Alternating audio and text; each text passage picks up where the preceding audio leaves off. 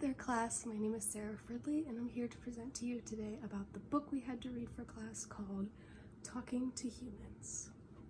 So now what is this book actually about?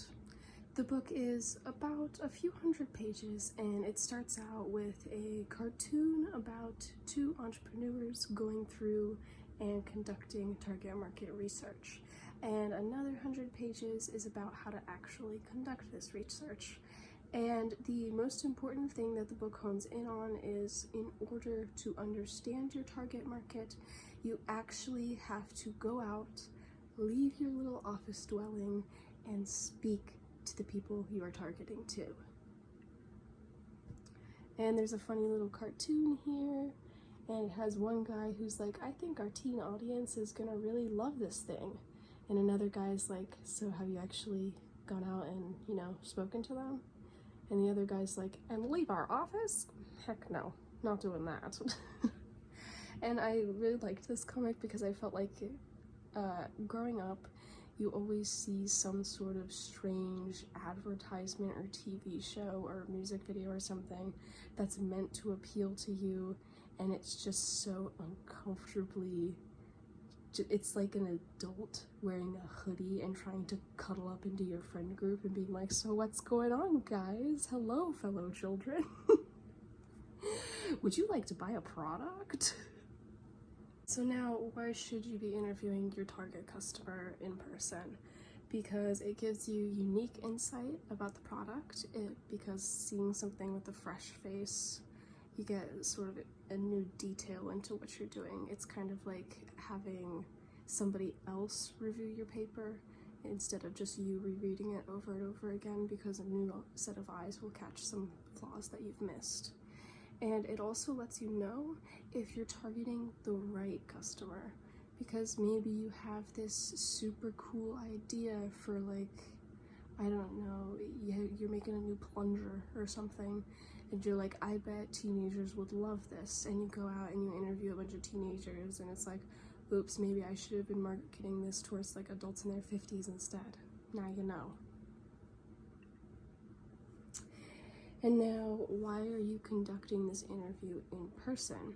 And the book goes on to describe all of the body language things that you see when you conduct interviews in person that you don't necessarily see whenever you're doing, say, online surveys or something.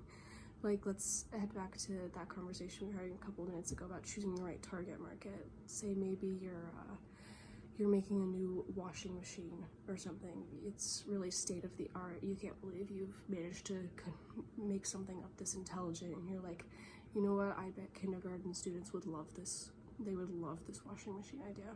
So you bring in like a 5-year-old boy and you're telling him all about you're asking him all of these washing machine questions. And he's sitting there and he's like, yeah, that sounds like a great idea, because he was raised right and he has manners. But you notice that he's crossing his arms and he's sort of shrugging his shoulders and he's looking at the door trying to see when his parents are going to come and save him from this interview. And you realize, oh no, I picked the right target market. I picked the incorrect target market. Maybe I should have gone for this kid's parents instead. Now, how do you gather useful information? And you do this by asking open-ended questions that encourage your target to tell stories about experiences. So you want to ask questions like, what was a time where you could have used a product that would do this? And the most important thing is that you need to ask yourself, what assumptions do I have that, if proven wrong, would make this product fail? Because if you ask yourself this, it's really eye-opening and it allows you to do things that might need to be done to change the product or idea.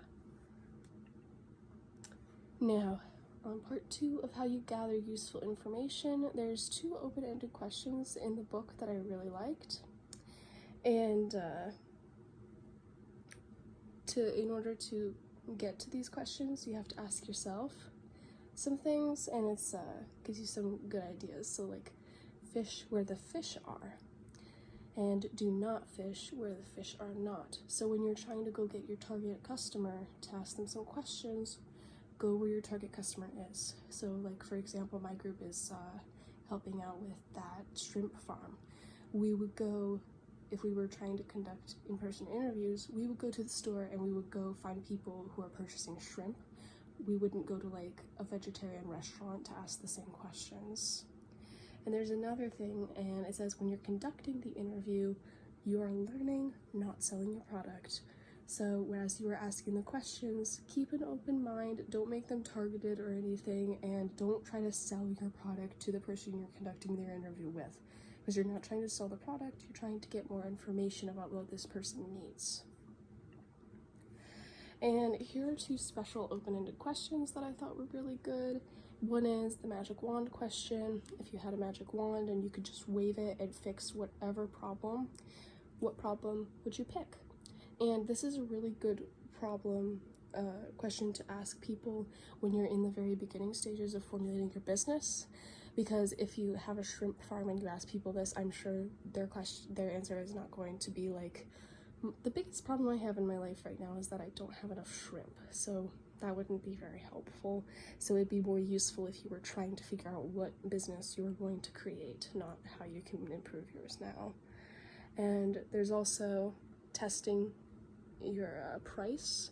So it would be, how much would you spend to get rid of this problem that you have? And that would be really useful to make sure that your price is right. Now, how will this affect the class businesses? I think that conducting in-person interviews for the class businesses would be a really fantastic idea because it'll give them marketing insight and insight to their customers, and also explaining their businesses over and over again and answering a bunch of questions is going to be really good for the West Virginia business plan competition because it's going to make everybody a bit less nervous in explaining their business and talking about it. And here are my sources. Thank you so much. I hope you guys have a great week.